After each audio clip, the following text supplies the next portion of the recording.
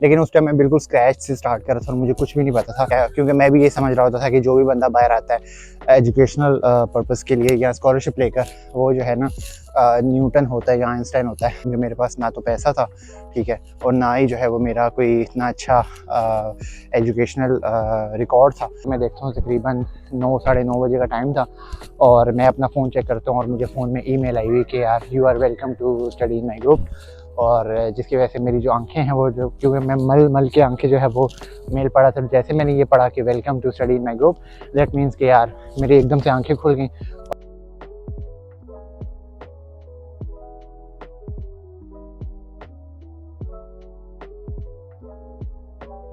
अस्सलाम वालेकुम गाइस, कैसे हो आप? उम्मीद करता हूँ खैरियत से होगे और welcome back to my YouTube channel. काफ़ी दिनों बाद जो है वो व्लॉग दोबारा से शूट कर रहा हूँ और बना रहा हूँ।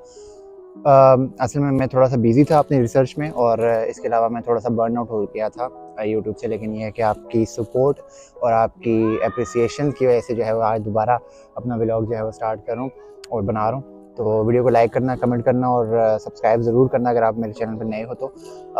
आज मैं जो है वो एक पार्क में आया हूँ। ये मेरे सामने जो है वो आप देख रहे हो कि यहाँ पर जो है वो ये फुटबॉल स्टेडियम है, ठीक है। जापान की जो टीम है, सॉकर टीम, वो काफ़ी फेमस है और काफ़ी जो है वो जापान में भी सॉकर पूरी दुनिया की तरह जो है वो काफ़ी फेमस है। यहाँ पर जो है वो ये स्टेचू लगा हुआ है, यहाँ पर मैं बैठ के जो है वो अपना आज का व्लॉग शूट कर रहा हूँ। तो आज का जो टॉपिक है व्लॉग का वो ये होने वाला है कि मैं जापान कैसे आया, क्योंकि बीएस के बाद पाकिस्तान में आपको पता है कि एजुकेशन के लिए और एजुकेशन के अलावा भी जो कैरियर काउंसलिंग है वो ऑलमोस्ट हर इदारे में वो ज़ीरो होती है। तो यहाँ पर जो है वो फिर मैं कैसे पहुँचा, तो आज के जो वीडियो का टॉपिक है वो ये है। इंशाल्लाह आपको मेरी जो वीडियो है इसका काफ़ी अच्छा लगेगा। तो यहाँ पर जो है वो काफ़ी बच्चे वगैरह भी आए हुए हैं और काफ़ी जो है वो क्यूट बेबीज़ यहाँ पर घूम फिर रहे होते हैं और वॉक कर रहे होते हैं। तो खैर मैं भी यहाँ पे तकरीबन साथ साथ में थोड़ा सा वॉक करता हूँ ताकि इस एरिया का थोड़ा वॉक अराउंड भी हो जाए। आज मौसम काफ़ी अच्छा है, बारिश वगैरह जो है वो लगी पड़ी है और ये फुटबॉल स्टेडियम भी है वो साइड पे सॉकर का जो है वो इस तरफ जो है वो एक स्टेडियम है और उसके अलावा एक यहाँ पर स्टेडियम है। तो यहाँ पर जो है वो काफ़ी यहाँ मैं इस एरिया में मैं पहली बार आया हूँ। तो ये है कि मैंने कहा चलो यहाँ पे शूटिंग भी कर लें अपने एक व्लॉग की। तो यार मैं बेसिकली यहाँ पर जो है वो 2-3 साल पहले मैं आया था, 2020 में आया था मैं, कोविड के बिल्कुल बाद में। लेकिन ये है कि जो मेरी बीएस की डिग्री थी वो 2019 में एंड हो गई थी, यानी कोविड से पहले। तो ये है सीन के जब मैं यहाँ पर नहीं आया था तो उसके लिए मुझे जो है वो थोड़ा सा अपना करना पड़ना था, थोड़ा वर्कआउट इस चीज़ पे कि मुझे अपनी जो है वो अपॉर्चुनिटीज़ वगैरह मैंने देखनी थी। लेकिन उस टाइम मैं बिल्कुल स्क्रैच से स्टार्ट कर रहा था और मुझे कुछ भी नहीं पता था।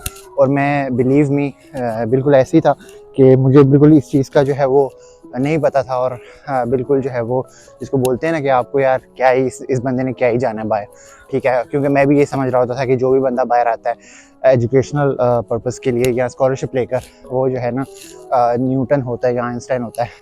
तो फिर मैंने कहा कि यार अगर सारी पाकिस्तान पे से जो बंदे बाहर जा रहे हैं तो वो अगर सारी जो है वो आइंस्टाइन है और न्यूटन है तो क्यों नहीं वो फिर पाकिस्तान जो है वो तरक्की कर रहा। तो एनीवेज़ मैंने जो है वो यहाँ से स्टार्ट किया। मेरा तकरीबन लास्ट सेमेस्टर चल रहा था तो मैं इस चीज़ के बारे में काफ़ी कंफ्यूज था और परेशान था कि यार कैसे क्या सीन होगा, क्या बनेगा मेरा ना। तो फिर मैंने जो है वो अपनी हंटिंग स्टार्ट की और हंटिंग स्टार्ट करने के बाद मैंने डिफरेंट कंट्रीज़ को देखा, क्योंकि मेरे पास ना तो पैसा था, ठीक है, और ना ही जो है वो मेरा कोई इतना अच्छा एजुकेशनल रिकॉर्ड था। हाँ, मैं आपको ये बता देता हूँ, एग्जैक्ट जीपीए तो नहीं बताऊँगा, लेकिन ये है कि मेरा 3 से ऊपर था और 3.5 से नीचे था, ठीक है। तो इस ब्रैकेट में मेरा जो जीपीए है वो लाई करता है बीएस का। तो इसके साथ साथ में मैं समझ रहा था कि यार कम से कम जो है ना जो बड़े बड़े स्कॉलरशिप्स हैं, लाइक फुल ब्राइट हो गया या इस तरह के जो बड़े स्कॉलरशिप्स हैं, इरास्मस मंडस हो गया यूरोप का, तो इस तरह के अगर स्कॉलरशिप मैंने विन करने हैं तो इसके लिए मुझे जो जीपीए है वो कम से कम मिनिमम 3.5 तो होना चाहिए, राइट। तो इसके अलावा मुझे दुनिया में जो अपॉर्चुनिटीज़ हैं लाइक अदर कंट्रीज़, मुझे जो है वो इसके बारे में ज़्यादा पता नहीं था, ठीक है। तो फिर मैंने जो है वो अपॉर्चुनिटीज़ को एक्सप्लोर करना स्टार्ट किया। जब मैंने अपॉर्चुनिटीज़ को एक्सप्लोर करना स्टार्ट किया तो मुझे पता चला कि भाई चाइना जो है, चाइना जैसा कंट्री या मिसाल के तौर पे एशिया जो रूट है, इसमें ये एक ऐसा रूट है जहाँ पर आपके ना पैसे लगते हैं ज़्यादा, ठीक है, और आप इजीली जो है वो बाहर जाके पढ़ भी सकते हो, सही है। और एक अच्छा लग्जरियस और एक सेटिस्फैक्ट्री लिविंग स्टाइल जो है वो लाइफ स्टाइल आप अपना बना सकते हो। फॉर एग्ज़ाम्पल मुझे जो है वो ग्रीनरी बहुत अट्रैक्ट करती है, ठीक है, और मैं मतलब आर्टिफिशियल ब्यूटी से ज़्यादा नेचुरल ब्यूटी को जो है वो पसंद करता हूँ, ठीक है, चाहे वो पाकिस्तान की हो चाहे वो कहीं की भी हो। तो इसलिए मुझे ऐसी जगह बहुत अट्रैक्ट करती हैं। लेकिन इनसे अलग करके भी अगर बंदा सोचे तो प्रोफेशनली, अगर बंदा प्रोफेशनल कैरियर के ऊपर सोचे तो ऐसा कंट्री होना चाहिए था जहाँ पर जो है वो मुझे अपॉर्चुनिटीज़ आगे के लिए भी मिल सकें। लेकिन जब बंदा स्टार्ट की फर्स्ट स्टेप ले रहा होता तो उसमें बंदा ये तो नहीं सोचता यार कि मेरा मिसाल के तौर पर अगर मैं वहाँ पर चला जाऊँ तो उसके बाद मेरा क्या होगा। पहले बंदे का यही होता है कि यार बंदा जाए तो सही। तो बस इस तरह करके फिर मैंने जो है वो अपने कंट्रीज़ को सिलेक्ट किया, जिसमें एक जापान भी था और इसके अलावा यूरोप के कंट्रीज़ में, क्योंकि मैं मैकेनिकल इंजीनियर से हूँ, इंजीनियरिंग से बिलोंग करता हूँ, तो फिर मैंने एक मेरा कंट्री जो है वो अपना जर्मनी भी था, और इसके अलावा जो है वो मैंने सऊदी अरेबिया को भी टारगेट किया हुआ था, ठीक है। और बस मैं मतलब ऐसे करके टारगेट कर रहा था कि यार बस कहीं ना कहीं पे मेरा हो जाए और मैं अपना जो हायर एजुकेशन है वो मैं बाहर से लूँ, ठीक है। और बस मैंने स्कॉलरशिप लेना है और मैंने बाहर निकल जाना है। बस मुझे पैसा जो है ना अपने पैसा लगा के जो है वो मैंने एजुकेशन नहीं हासिल करनी, एमएस और पीएचडी नहीं करनी, ठीक है, दूसरे के पैसे भी करनी है। और ये है कि अच्छा लाइफस्टाइल जो है वो मुझे चाहिए। एनीवेज फिर मैंने जो है वो क्या किया, अप्लाई करना स्टार्ट किया। आपके भाई को जो है वो सऊदी अरेबिया से रिजेक्शन आ गई, मेरा दिल टूट गया। ताइवान से मुझे बहुत ज़्यादा रिजेक्शंस आई, मुझे साउथ कोरिया से बहुत ज़्यादा रिजेक्शंस आई, ठीक है, और मुझे चाइना से भी रिजेक्शन आई, ठीक है। और चाइना एक ऐसा कंट्री है जहाँ पे लोग कहते हैं कि यार कहीं जिसका कहीं नहीं हुआ उसका चाइना में हो जाएगा। तो आपके भाई को वहाँ से भी रिजेक्शन आई, तो मैं काफ़ी डीमोटिवेट हो गया।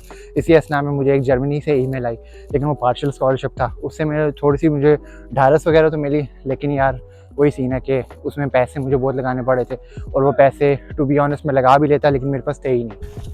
फाइनली फिर मैंने जो है वो जापान में डिफरेंट प्रोफेसर्स को ईमेल करना स्टार्ट की, और यहाँ पर जो है वो फिर मैंने कहा कि यार क्यों ना यहाँ पर हम ऐसा करते हैं कि क्यों ऐसी जगहों पे जो है वो अप्लाई करते हैं, और एक बहुत बड़ा स्कॉलरशिप है यहाँ का भी जिसको हम मैक्स बोलते हैं, तो क्यों ना फिर मैक्स स्कॉलरशिप के ऊपर जो है वो हम अप्लाई करते हैं।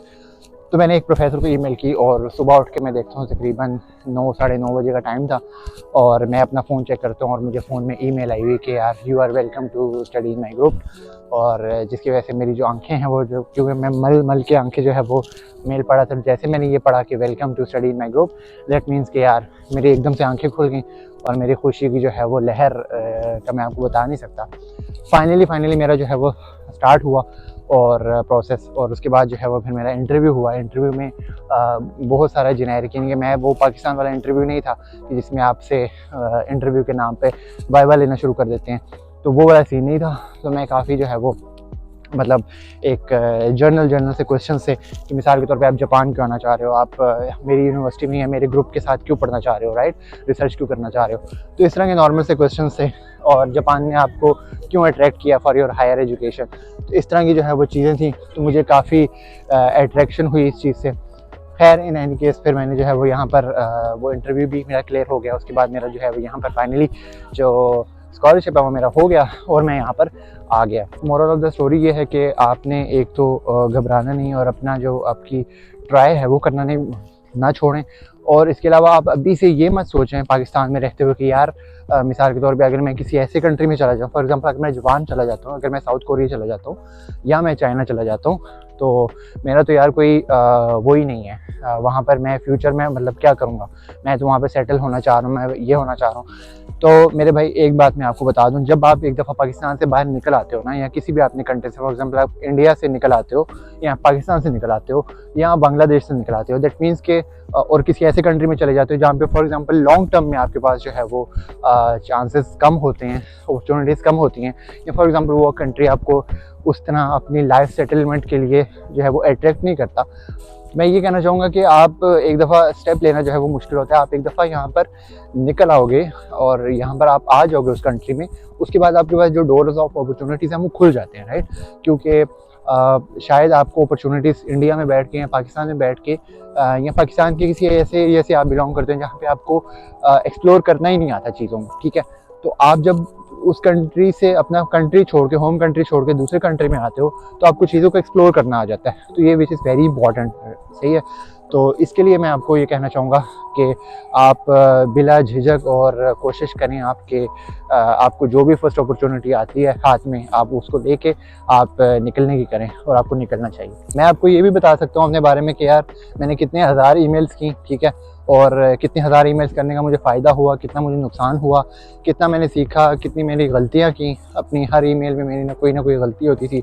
मेरे सीवी बनाने में मैंने कैसे टाइम स्पेंड किया, या मैं दूसरों से जो एजुकेशन लेता था वो कैसे लेता था। तो इस सब चीज़ों के बारे में मैं आपको बता सकता हूँ, लेकिन वो फिर एक दिन की वीडियो बन जाएगी, या इससे भी ज़्यादा टाइम लग जाएगा शायद, क्योंकि स्कॉलरशिप हंटिंग जो है ना, वो एक पूरा कोर्स है, आई थिंक एक पूरा सब्जेक्ट है, जो कि आप 1 घंटे में या आधे एक ब्लॉग में आपको नहीं समझ आएगा, ठीक है। तो अगर आपको इस तरह की कोई स्पेशल इंफॉर्मेशन चाहिए तो आप मुझसे जो है वो कमेंट सेक्शन में आप पूछ सकते हो, ठीक है। और मुझे दें इजाज़त, मैं मिलता हूँ आपसे नेक्स्ट वीडियो में, तब तक के लिए बाय बाय।